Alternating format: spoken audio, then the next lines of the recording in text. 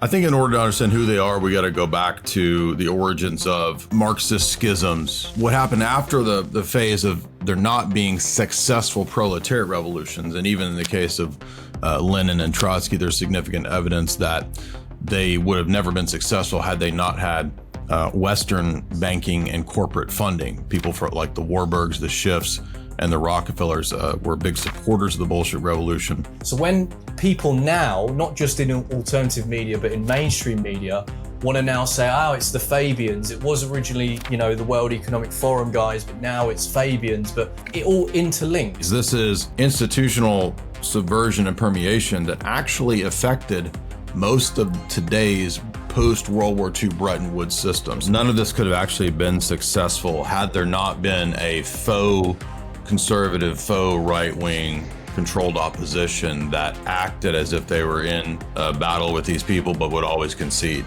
People can see it now. People always say about the civil service, judges, all of these very, very important key parts of society now are being occupied. How do you go up against a beast like that when you have institutions, the civil service, and absolutely everything dominated by this one think tank?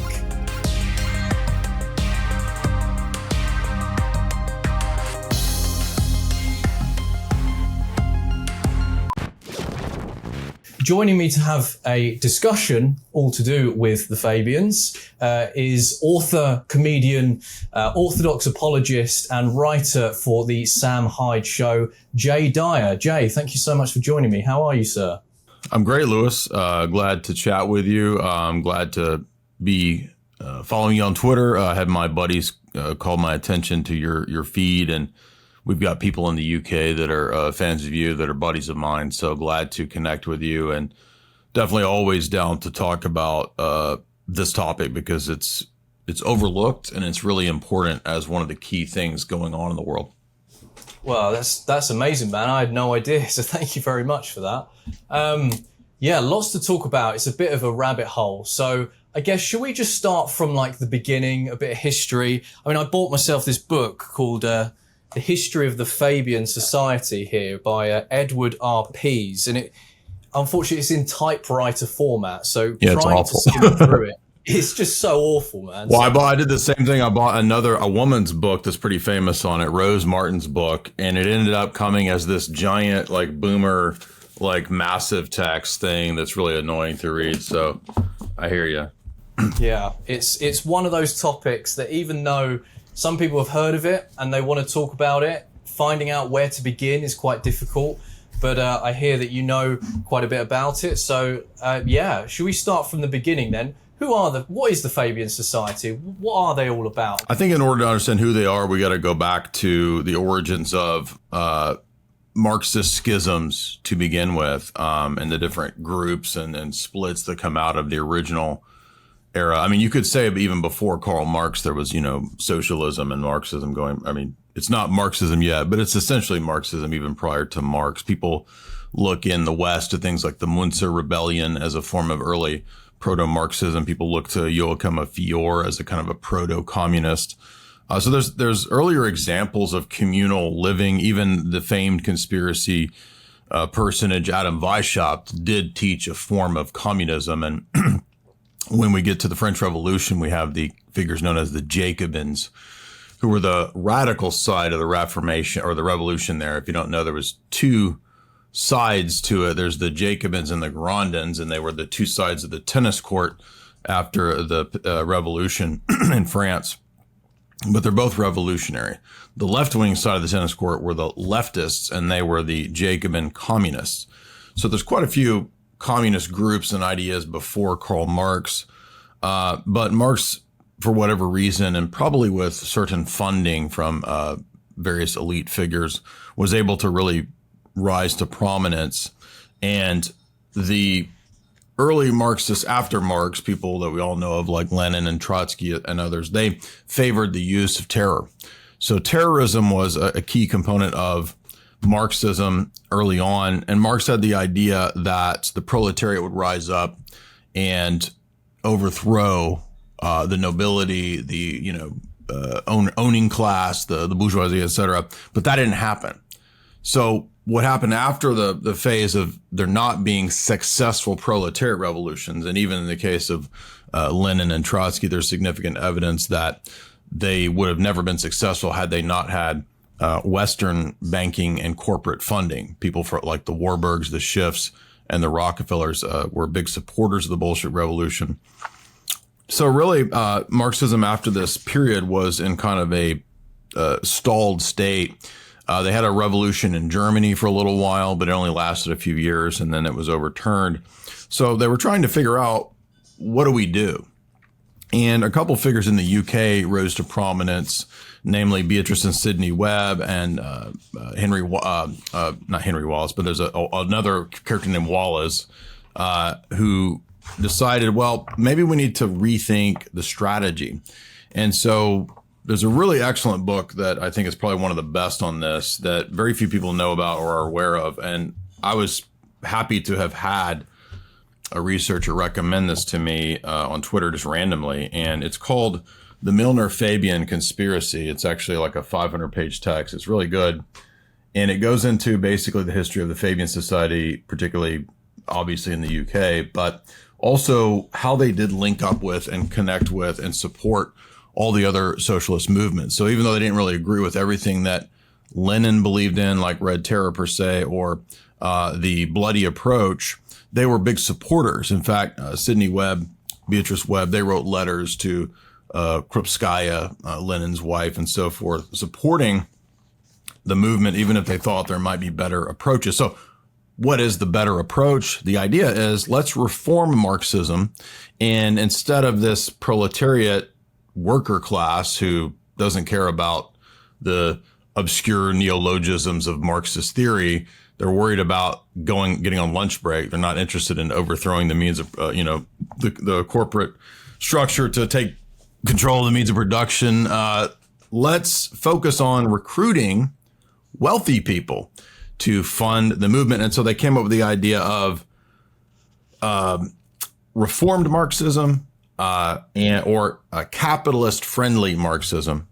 And this was seen as a much better approach, not just for optics, but for actually getting things done. They were also still consistent in their call for radical social Darwinism, the creation of a new man.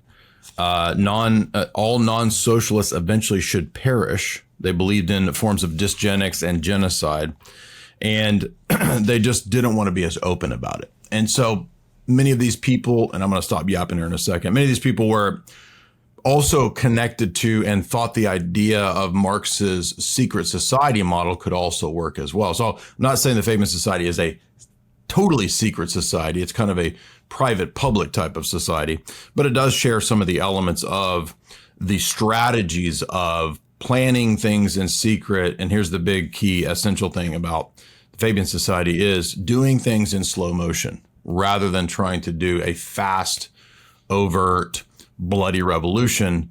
If we utilize the techniques and strategies of propaganda, psychological warfare, infiltrate and penetration and subversion is one of their phrases, we could get a lot more done than this overt model. So they very early on were very successful in recruiting very wealthy industrialists and capitalists, very, very powerful nobility as well. Lord Milner becomes one of their chief supporters.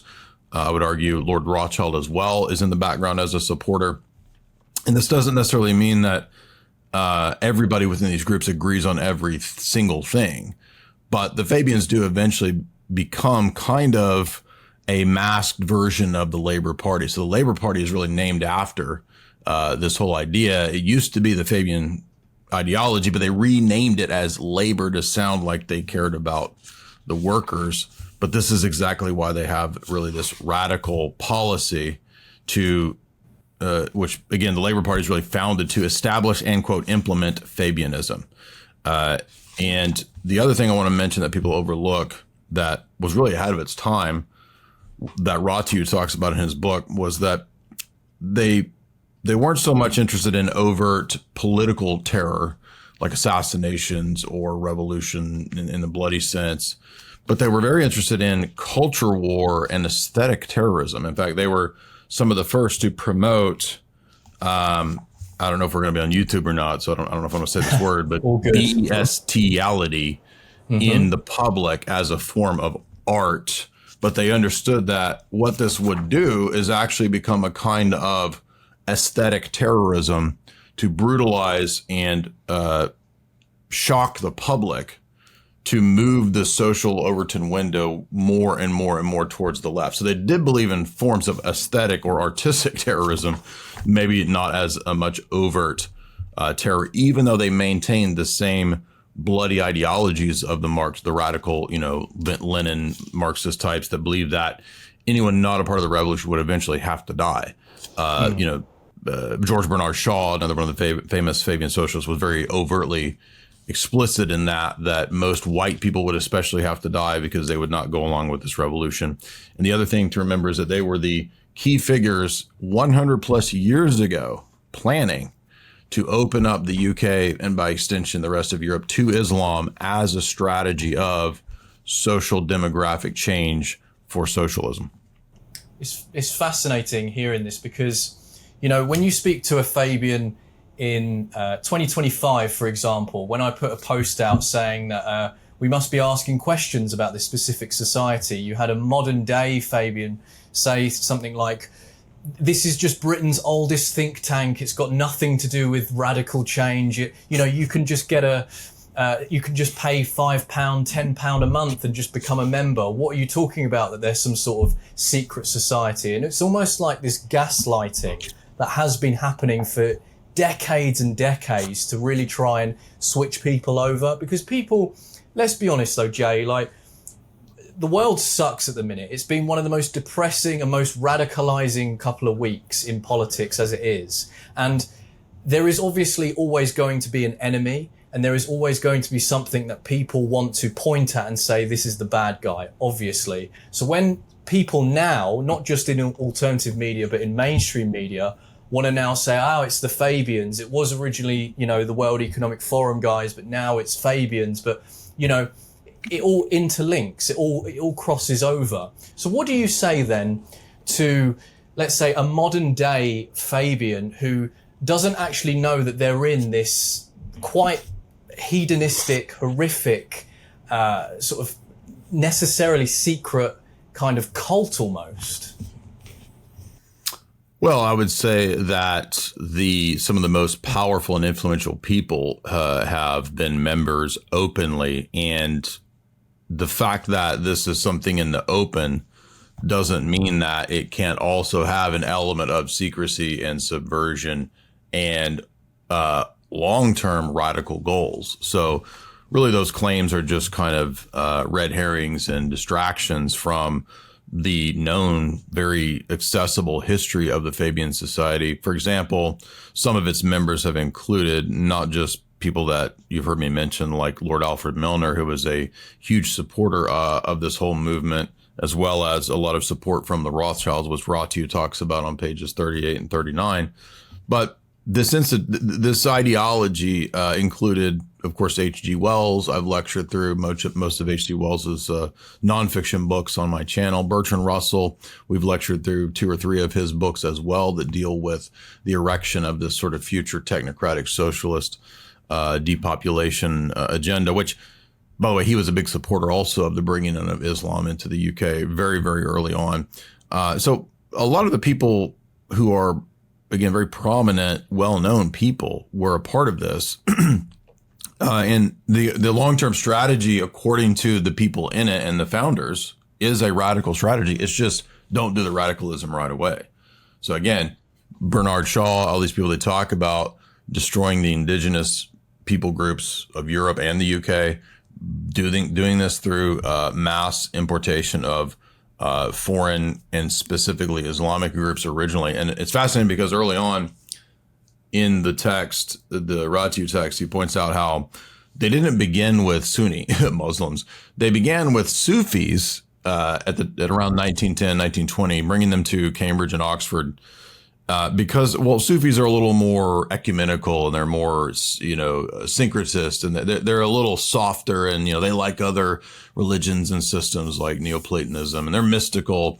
But that actually set up the first pro-Islamic think tank organization in the UK that then began to bring other Islamic groups to where now we get Sadiq Khan and people who are Fabian socialist, Islamic-ish, mayors. And I mean, so, yeah. He was a chair exec, I believe. You can even find it on their website, Absolutely, saying that he was a chair executive, along with a very famous judge in the UK, Lord Hermer, who has, represented all sorts of people, such as Shamima Begum and, Jerry Adams, all of these characters. Another thing that's been brought up a lot, the first time I heard about the Fabians was someone posted the infamous flag, and that is the wolf in sheep's clothing. And they later changed it to, I believe, the turtle, the slow incrementation of their ideology. What do you know about the flag? What do you know about its origins and how it came to be? I don't suppose you could explain a little bit about that if possible. Yeah, there's also another symbol that's lesser known. He has a picture of it in this book somewhere. I was trying to find it. It's a picture of it's a stained glass window where they're hammering on a forge.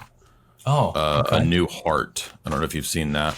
No, I haven't. But that's essentially supposed to be it's religious imagery taken and put into this sort of atheistic context, and it's it's kind of like the idea of the new man that Marx and the Marxists always talk about, creating the new social man.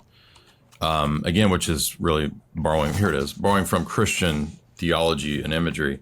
And the window is called "Through the World Through Fabian Eyes," and it illustrates the World Reconstruction Project. Right. Let me read just real briefly here what Ratu says about the wolf in sheep's clothing and this image. He says, as if to confirm the subversive nature of Fabians, George Bernard Shaw in 1910 commissioned a stained glass window from showing from left to right Fabian leaders Edward Pease, Sidney Webb, and Shaw himself, forging out of the world of the old, as the other Fabians kneel and worship, which is intended to be humorous, an attitude towards their writings elevated as if they were divine scripture and divine writ, and portraying a cult-like nature of socialism and the Fabian Society in particular, making socialism and Fabianism into a religious movement. And it says the window's motto is "Remold the world nearer to the heart's desire," citing the medieval Iranian poet Omar Khayyam. And then there's this long Islamic thing. And then it says, Fabians would plan then to destroy and then reconstruct all of society according to their image.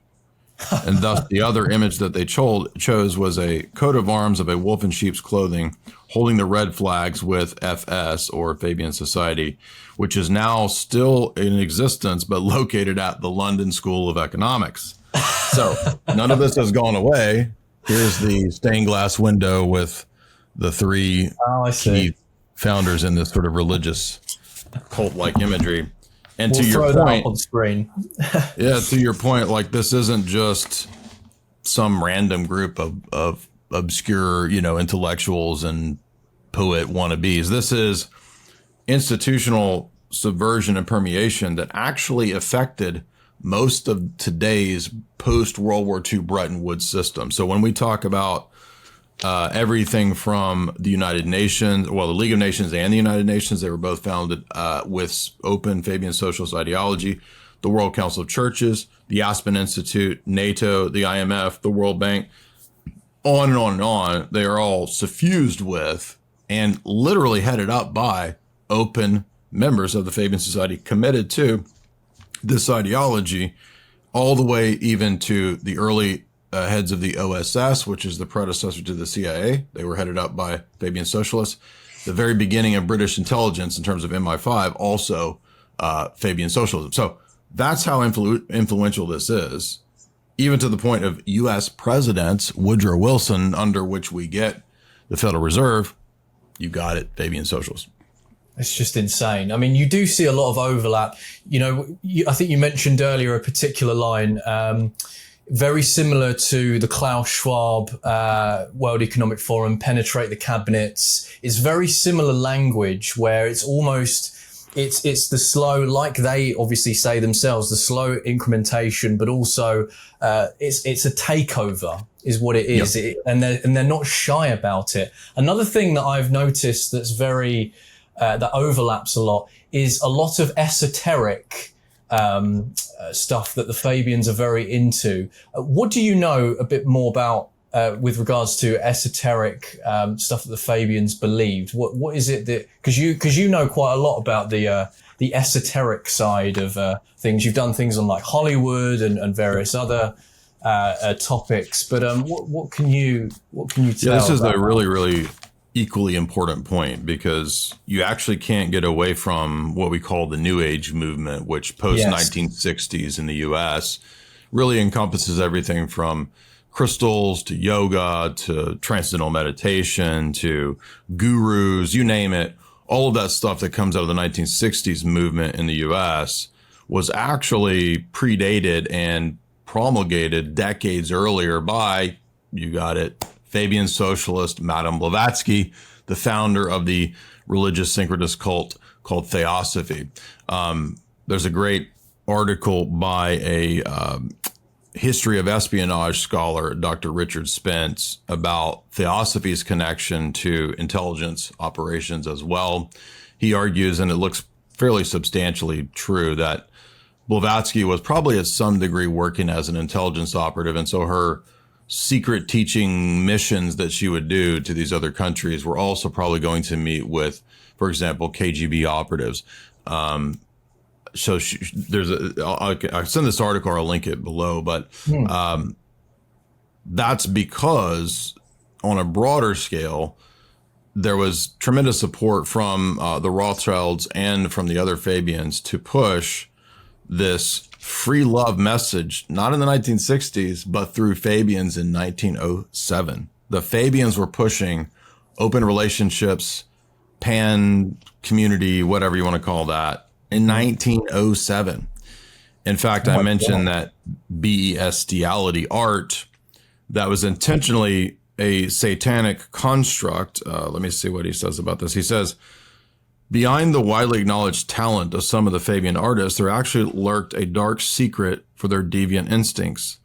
This all-pervading Fabian hold on society meant that the works of art like Gill produced, a Fabian practitioner of PDF, INCEST, and bestiality, would make their way into respectable institutions like the London Electric Railway, the BBC, the League of Nations, and even inside Westminster Cathedral. So notice, this isn't modern day New York MoMA, Museum of Modern Art, MoMA, where they have degenerate, disgusting art. This is 1907. That's insane. So they were way ahead of the curve with satanic art, and explicitly satanic art 100 years before everybody else, paving the way, not just with all of the New Age occult type stuff with Blavatsky, Bailey, Besant, the three witches of the United Nations, right? All of whom, by the way, were Fabian socialists. They were also preparing the way for the, as we said, aesthetic attack on art. Other individuals associated include people like Gurdjieff, the self-help guru.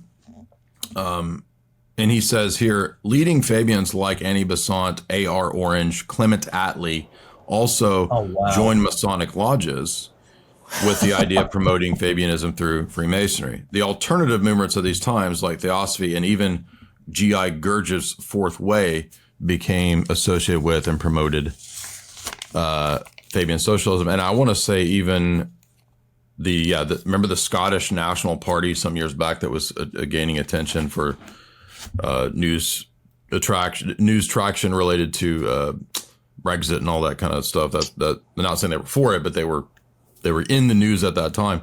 They also, I believe, are a Fabian socialist institution. Brilliant. Well, it's funny you mentioned Clement Attlee. because he was considered a darling on the left wing in the Labour Party, I believe. Yeah. And I want to just triple check this. Obviously preceded by Winston Churchill straight after. I believe he was the one that set up the National Health Service as well. I believe it was Clement Attlee. Otherwise, Sounds right. Yeah, that sounds right. I think I'm, yeah. Let's go with that just in case. These same people were behind the US or the UK setting up their social security system, which was prior to the US establishing it, I think under FDR, and it bankrupted the UK, and the UK had to get loans from the US via FDR, who then put the same social security system into the US, all of which is just versions of socialism. And when we talk about things like funding, well, to be fair, I mean, it says it on the tin. You mentioned Rothschild, so of course funding isn't necessarily an issue there. But I'm thinking in more sort of modern sense, because I guess being the oldest think tank in Britain, set up by these particular guys, Pease and all the rest of it, I think now when you look at the modern point of the Fabian Societies, what keeps it going, I believe, is things like other NGOs, charities, but also people like Sadiq Khan and others that have been chaired or chairs. Tony Blair, another one. Tony Blair, massive example as well. I mean, that guy, the amount of skeletons in that man's closet, it's unbelievable. Yeah, in terms of funding and things like that, is that something, do you think, is more obtainable now, or not necessarily? I know it sounds like a very bizarre question, but I would imagine the funding still comes from all these same types of entities, the Rockefellers, the Rothschilds, for example, David Rockefeller, over here in the US, he early on when he was doing his grad work, studied under von Hayek, the famous, libertarian economic theorist, the liberal theorist. But then when he went on to do more advanced studies, he studied under the most famous Fabian socialist economist in the U.S., Harold Lasky. And Rockefeller then seems to have been committed to this ideology more so than the libertarian ideology. And I have criticisms of classical liberalism as well, but this is definitely going in a worse direction when he chooses to really support these types of ideas and systems. And so I would say that not too long after, Rockefeller's committal to this, you get in the U.S., we had these hearings called the Reece Committee hearings. And the Reece Committee hearings were investigating the big foundations in the U.S., like the Rockefeller Foundation, the Ford Foundation, the Carnegie Foundation, et cetera, because all these foundations had a similar approach, which was to put tons of money into leftist socialist causes such as this. So this has really been going, and what they found was it was the case. And then, of course, nothing was done. So it's almost like all these hearings, when you see people, brought up to government hearings and congressional hearings, and it's like a show, kind of like they do this hubbub and there's all this media gibberish, and then nothing happens. Nobody gets in trouble. It's just sort of like, okay, well, this happened. So likewise, I don't think this has ever ceased. And I would say it's all these same usual suspects. And that's because these are the suspects that originally set up these institutions, especially in the US. What happened was when these Fabian socialist institutions are set up in the UK, everything, as we said, from the London School of Economics to Chatham House, et cetera. Yeah. And eventually the great British universities also end up kind of moving into being engines of this, whether it's Eton or Oxford or Cambridge. They're all really the same ideological structure here in terms of the power brokers. Maybe not every professor, but the overall power structure running things. So what happens is in the U.S., the elites in the U.S. decide to kind of mirror this. It's called the Eastern Seaboard Establishment. The Rockefeller family at the forefront of this sets up in New York Pratt House, which is supposed to be the model for Chatham House. It's the New York version of Chatham House in the UK. Mm-hmm. And that spawns things like the Council on Foreign Relations, the Trilateral Commission, and then eventually Bilderberg, all of which all share this same Fabian socialist ethos. Again, even if not every individual espouses this, that's the overriding ideology. And one way to see that is to look at their chosen economist of choice. The elite chosen economist of all the Fabians, he's their premier, is John Maynard Keynes. Keynesian economics, which dominates the 20th century, which dominates academia throughout the world in the West, is a Fabian socialist exercise. So that explains the whole monetary principle, the whole support, the whole system. And you're absolutely right. See, I was going to say in terms of roles of the political landscape, but we know, especially in the UK and the US as well, most of the Western Hemisphere now, over this incremental period since World War II, we have seen many institutions from, like you mentioned, the BBC, universities, all of these big conglomerate institutions, Oxford, Union, all of these places have almost been, well, you can call it infiltrated by this same society now. And people can see it now. People always say about the civil service, judges, all of these very, very important key parts of society now are being occupied by this particular society. So I guess I don't want to be a black pillar, obviously, because, you know, you should never black pill. But for me, like, how do you reconcile with a beast like that? How do you what am I trying to say? How do you go up against a beast like that when you have institutions, the civil service, and absolutely everything dominated by this one think tank that is as well as a secret, not so secret society? Like, how do you go up against some beast like that? I mean, it's almost impossible, right? Right. It's definitely a juggernaut, but the weak point is that it's very difficult to make it work. And so its weakest point is that it actually always fails.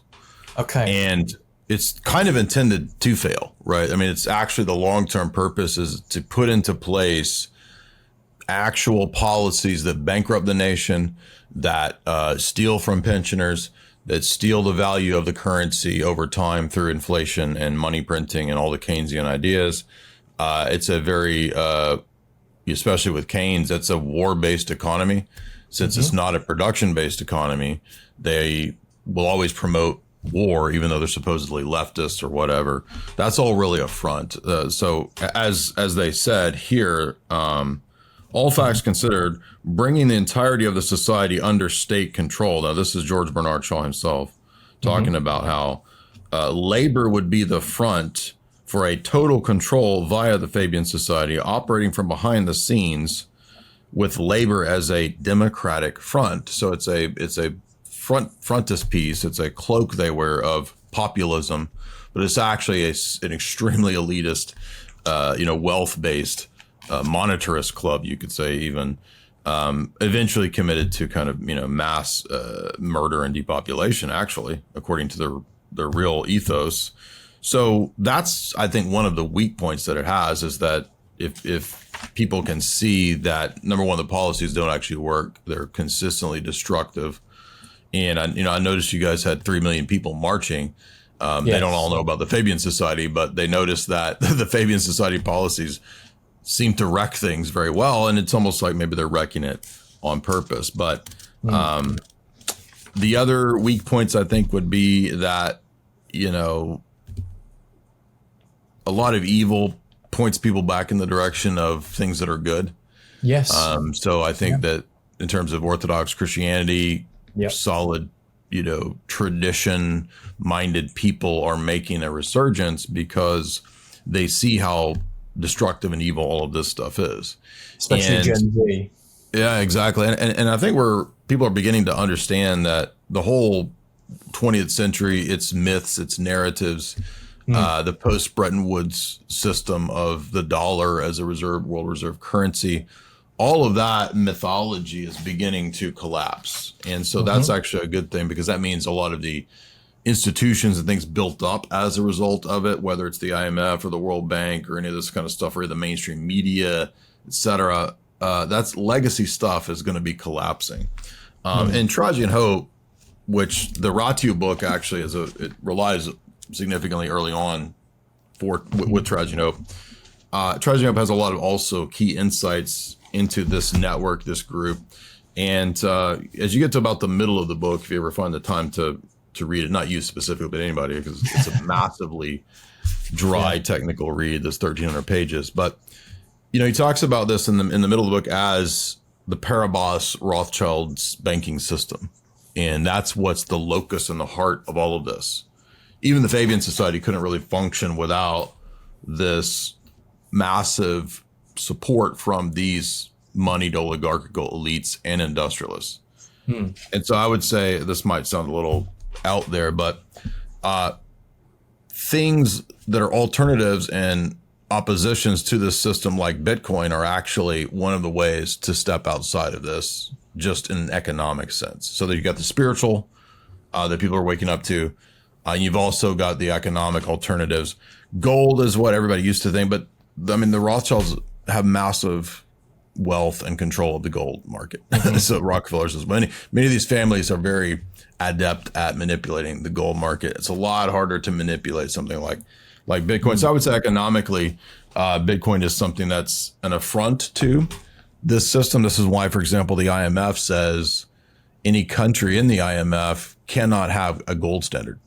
And thus, by extension, as they told El Salvador, they want El Salvador off of a Bitcoin standard because it's digital gold. So those are the economic ways that people can fight back against this, the spiritual. And then it's probably a little bit difficult in the UK, but like here in the US, we have a much larger landmass. It's very, and really it's the same system. We just had this Fabian socialist, I think he's a Fabian socialist, but he's some kind of the socialist Muslim guy in New York, Mamdani. So we're getting the same thing happening in the U.S. We're getting mosques built all over the U.S. So I think that people need to move out of these basically Democrat socialist run cities, find land in the countryside, and you're much better off.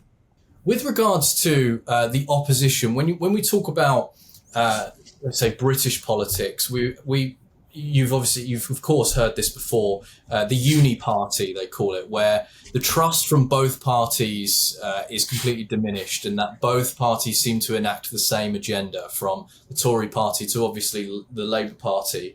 Is there crossover, do you think, with the Fabian Society and, of course, the quote-unquote Conservative Party as a whole? Is there crossover, or has the Fabian Society been like the sort of umbrella, and it's created other, like you mentioned, the Trilateral Commission is a massive one. Bilderberg is another one that people talk about. Is that kind of, has the Fabians been like the top umbrella, and then underneath that it's created ones that are more, I hate the word because it's cursed, but inclusive to like the Conservative or Tory party, that it sort of molds together? Yeah, in fact, Ratu has a good chapter where he talks about how none of this could have actually been successful had there not been a faux conservative, faux right-wing controlled opposition that acted as if they were in a battle with these people, but would always concede. And we have the exact same thing, of course, in the U.S. We've had, the Republican Party, which for so many decades was really just the neoconservative Zionist Party, and it plays the role of conservative. And, now we're up to the point where, we have to be big tent conservatism and have, trans, trans politicians and all this. Like, this is where that's by design, absolutely. And that itself is part of the Fabian dialectical control model, where you have false debates, false opposition, and usually people that are significant real opposition are filtered out. It's very difficult, to get into politics without money, whether it's in the U.S. or the UK. So I think that a lot of this is done through, monetary control and backing. And I mean, it's difficult to say with Trump to what degree we, are actually dealing with. It's just a mess. But I mean, I think that even Trump is afraid of Israeli power, Zionist power, and Zionist power is not antithetical to what we're talking about. In fact, I was just looking at Moses Hess, and if you read Moses Hess's early books on Rome and Jerusalem, he's talking about Zionism in 1862. So this is something planned way before the modern nation state of Israel came to be, or even way before the Balfour Declaration. And the early Zionists were all socialist. So whether it's Herzl or Hess or Chaim Weizmann, these people are also socialists. So no, there's nothing because I've talked about, you won't talk about Jews, you'll talk about the Fabians. It's like these all are the same allied entities that push the same revolutionary philosophies. So they're not antithetical, they all work together. Anyway, I already forgot what the question was. Apologies. It was the Tory party. The fake left, right. Yeah. I think this has been known since, in fact, I overlooked Spinoza. I mean, I was pretty aware of Hegel and Hegel's philosophy and influence, but actually Moses Hess talks about how important Spinoza was. And a lot of that philosophy, whether it's Spinoza or eventually Hegel, it's all based on dialectics. And thus the idea that, well, if we can control both sides of the dialectic, that's a key way to have control. And we see that obviously with, conservatives and liberals, and pretty much everything since the French Revolution, I would argue, is it's the French Revolutionary état général tennis court between the left and the right, the fake left, fake right. Yeah, absolutely. Well, I think we've covered quite a lot. I'm trying to think if there's anything else to add that we've not already covered. He does talk about, again, quite a bit of the usefulness in the Ratio book, which I recommend everybody read, of how they imported Muslims. They really saw that as a successful operation, again, planned 100-ish years ago, 100 or more. But also groups like Antifa actually spring out of Fabian socialists. We think of that as something, many of the... I'll read this. The Fabians National Union of Students had been linked with far left organizations like Unite Against Fascism and Antifa, Anti-Fascist Action, and even the IRA-connected Red Action, which advocated for socialism through terror, increasingly together with radical Islamic student societies with links to Islamic terror. That's Ratio on page 121. So a lot of the ideas, even things like social justice, come out of some of these Fabian socialist ideologues. Right. Well, that is very unsurprising. Considering what they have been like over the past however many years. So it doesn't surprise me. A lot of the times when people. So when I go out and do things like freedom of information requests in the UK to try and uncover a lot of information from institutions or government departments, a big question that comes up is all to do with the protest movements on the far left, people like Stand Up to Racism, Antifa is its own sort of conglomerate anyway, but, Stand Up to Racism, all these guys that are being funded allegedly by people like the Labour Party and that kind of inner circle. So right. You can always see and draw like the lines between each one. And it seems, correct me if I'm wrong, it seems to just connect back to this same particular society. Absolutely. This ideology, even if the society itself isn't directly controlling everything or everybody, this ideology, again, John Maynard Keynes wasn't in the Fabian Society, but he's the chosen official economist of the Fabian Society. So, Bertrand Russell, I think, was only a member for a very short time. But it doesn't really matter because all of the ideology that they promote is essentially compatible. Bill Clinton, third way proponent, just like Tony Blair, that's all the same thing as Fabian socialist ideology. So I put up a thing from an article that was posted a while back InfoWars, and it was a list of the dozens and dozens of, just in the U.S., leftist NGOs, think tanks, foundations that all network and coordinate together to help and to promote and to indoctrinate what are supposedly these organic leftist movements, demonstrations, revolutions, etc. And of course, there's countless of them. But what I was pointing out was simply that in the U.S. and the same in your country, we're not really going to see actual change until we realize that these politician grifters come and go, right? These boobs get voted in and voted out. But what doesn't change and doesn't go away is the dozens and hundreds of NGOs, think tanks, and foundations. And really that's going to have to be uprooted before there's significant change, even above the politicians. Yes, absolutely. Especially NGOs, charities. That's a massive thing in the UK.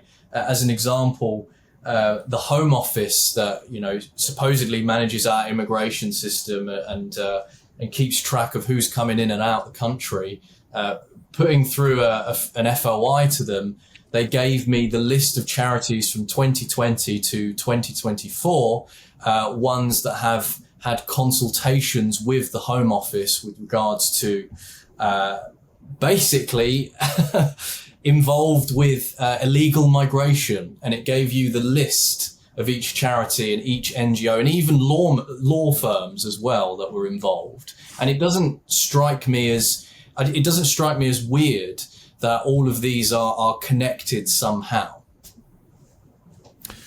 No, not at all. In fact, my suspicion that I was just talking about on the interview or fourth hour, I forget what, but my suspicion is that a lot of the NGO leftist complex is a lot more integrated and a lot more coordinated than we tend to expect. And also, a lot of this is funded with our tax money. So again, they're socialists, so they have no problem stealing and using the tax money against the population because they're not actually populists, they're anti-populist. In fact, the WEF, I remember a couple of years ago during the big PSYOP from 2020 that we all underwent, they were putting up articles saying that the future threat is evil populism, right? The people basically is the problem. So yeah, so they're going to steal taxpayer money, utilize it for these operations, for these NGOs and whatnot. And I suspect they're much more coordinated. In fact, I think I was looking at some stats the other day, and it was something like there's in the world around 1 million NGOs, think tanks, and foundations that exist to, push, to lobby, to do whatever they do. And 90 to 95% of them are leftist. So all of that money is coming from these elites. They run the money printer. They run, the IRS, the, Federal Reserve. They run all that. They print the money, and they can just, I guess, infinitely fund this giant scam machine that they have. Speaking of another one of these socialist-minded individuals, there was, according to Quigley in his other book, Anglo-American Establishment, the Kalergi Plan, which is a real thing. I have his book here. It's called Practical Idealism, in which he says that the existing stock of the European nations, including the UK, need to be destroyed and bred out. Just insane. Just an insane. Yeah, exactly. And people say, "Oh, it's a conspiracy theory." It's in his freaking book. Like, I've got the book. We've talked about it for years. But Quigley even says that, and Quigley's not a conspiracy theorist. For those that don't know, he was Bill Clinton's mentor. He is an apologist for this system. So he's not a conspiracy person. He's a promoter of it. On page 284, Quigley says that there were two plans that were adopted by the Royal Society in the 1930s, one of which was Lord Lionel Curtis's Commonwealth of God plan, accepted by the Roundtable Group. The other plan that they heard and accepted was the Kalergi Plan.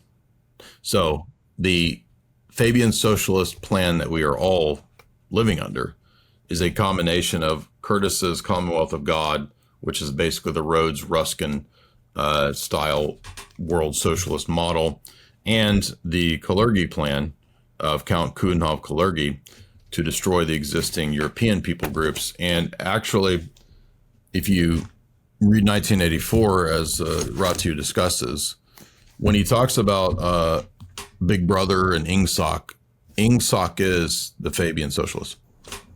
Yes, I have heard that before. That's that is written on behalf, or like a kind of just like a mimic of that. Yeah, because he understood what the driving ethos of British intelligence and the elite power structure was. That's why he wrote the book, and he was afraid he was going to be killed for it too, by the way. Right, that's it. I've got the thing up here, sorry. It's the structured list of non-governmental organisations and charities that were formally engaged by the Home Office in relation to asylum accommodation policies between 2020 to 2024, including the type of engagement and years of involvement. So this is ones like Micro Rainbow, the NACCOM, British Red Cross, Refugee Action, Asylum Matters, Scottish Refugee Council, Refugee Council, which is a very historic one, ASAP, Asylum Support Appeals, Freedom, which are all of these guys, Migrant Help. I mean, the list goes on, but it seems to me that there is a kind of, you can draw the line, as we were saying, you can draw the line between them and where either funding and coordination comes from. Yeah, and this is the whole purpose of multiculturalism. In fact, Ratia's book goes on in the later chapters to discuss the connection between multicult Islamicization and the destruction of Europe by design.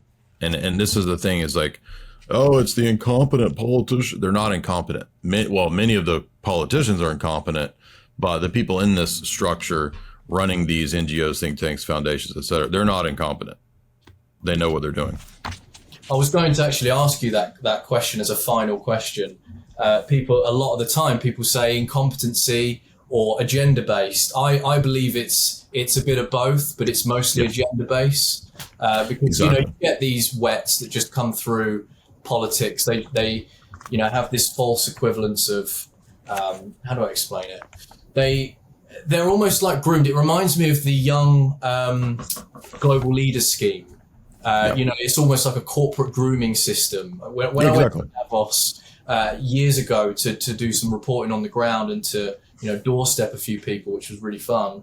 When we were out there and looking around, you had all these shops. You had Palantir, like all these stand-up shops that they would erect just before Davos, like the World Economic Forum, would get together and talk, and they would really just promote Meta. Palantir, like I just mentioned, all of these big sort of organizations that are in bed or coordinate with these, like United Nations, World Economic Forum. And the only thing I can think is corporate grooming. That's the only way to really try to, what am I trying to say? It's the only really way to try and describe it. So I guess the question going back, what do you actually believe that it is? Do you believe that it's more agenda-based than incompetency, or is there an overlap? Like, what's your take on that? There's a layer of idiots and ideologues, and Quigley mentions them in both of his books. They're called the helpers, and the helpers don't know the big plan. They're just ideologues recruited out of college, corporate grooming, like you're talking about there. But at the top, people that are running the international, banking groups, the hedge funds, et cetera, many of these people do know what's going on. For example, Ratu at the end of the book has several sort of structured appendices that he explains, that he thinks explain this very well. So, for example, here you have one that is, it's hard to get, can't figure out what I'm doing here. So you've got banking structure up there at the top, and then you've got Fabian Society funded by them, and then you've got these other lower level institutions and on the ground sort of student stuff. So in that sense, no, it's definitely ideological. And in fact, the latter part of the book works through a bunch of the United Nations programs that are intent on implementing these ideas and these principles, which clearly are not, they're with forethought. They are planned. Here's another structure that he gives of banking and industry, Rockefeller, Rothschild, underneath them, things like BlackRock, ESG, all that kind of stuff. And then lobbying and philanthropy, and then the think tanks, et cetera. So these kinds of lists, I think, help sort of explain kind of the overall structure of this system and how it works. So I think all of these things are, at the top at least, definitely self-aware and colluding by design. Again, I mean, there's so many books and so many admissions that it's hard to believe that there's not a lot of design and plan. However, not everybody knows, right? You got a lot of people, take in the US, for example, I've met a lot of people, interviewed a lot of people, talked to high power people. I think very few know this full game plan, and I'm not trying to brag or toot my own horn, but why is that? Well, very few people are going to sit and read this, right? Who's going to read Tragedy and Hope, right? Not many people. How many people are going to read Zbigniew Brzezinski's books, Kissinger's stuff, Rockefeller? Not very many. So I think that you actually have to kind of get to the level of someone like a Brzezinski or a Kissinger to find the people that know and discuss the whole game plan. If you're talking to some 25-year-old college goober that's recruited into, Davos or something, he doesn't know all this. No, of course not. And same with the general public as well. I feel bad for the person that wanted to know about the Fabian Society, clicked on this video, and then was inundated with so much information that. Well, look, this is the best book so far. Highly recommend this one, and this one's more up to date than Tragedy and Hope was written in 1966. Anglo-American established in 1981. Fabian Freeway is much older, but this one is up to date. It's only a few years old, and I think he has the full picture, even to the point of, critiquing even some of these major terror events and how they play into this and how they're used by the establishment for this overall agenda. I think he's nailed it in a way that most people haven't. Thank you very much for your time, Jay. It's been an absolute pleasure. Where can people find you? If you'd like to give us a brief outro on where is it people can find you. Sure. And Yeah, you can find me on all the social media outlets under my name. You can find me on YouTube, of course. That's kind of my main area. And also most Fridays, sometimes it varies during the week, hosting the Alex Jones Show or the fourth hour of the Alex Jones Show throughout the week. And writing for the Sam Hyde Show. And we just had a new episode go up in regard to the recent events on Sam's channel. It's very, very powerful. Thank you very much. And if you are a Catholic or a Protestant and you would like to debate Jay, he does this There's a lot of open forums. You're always welcome to call in and debate. Absolutely. Exactly. Just bring arguments. That's the only qualification. Yeah, that's the stipulation. Jay Dyer, thank you so much for your time. All right. Appreciate it, Lewis. Thank you.